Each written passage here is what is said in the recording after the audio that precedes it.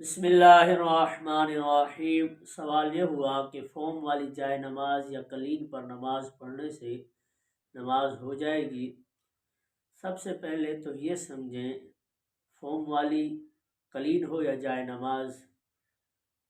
اس پر جب سجدہ کیا جائے تو اگر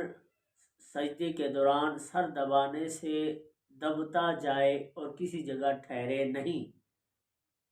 تو سجدہ ادا نہیں ہوگا، کیونکہ سجدے کے لیے ضروری ہے کہ ایسی چیز پر سجدہ کیا جائے کہ جہاں پر جا کر پیشانی ٹھہر جائے، رک جائے۔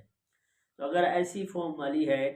جائے نماز یا قلین کہ جس پر سر دبانے سے مزید دبتا چلا جاتا ہے، اس میں قرار ہے نہیں، ٹھہرتا نہیں ہے سر، کسی جگہ جا کر پیشانی رکتی نہیں، جتنا دباتے جاؤ دبتا ہی جا رہا ہے، یعنی گدا نما ہے، تو پھر تو اس پر نماز ادا نہیں ہوگی۔ لیکن اگر تھوڑا بہت دبانے کے بعد سر اس پر ٹھہر گیا، قرار پا گیا، اب مزید دبانے سے وہ نیچے نہیں دبے گی فوم وغیرہ، تو ایسی جائے نماز پر نماز پڑھی جا سکتی ہے اور نماز ادا ہو جائے گی۔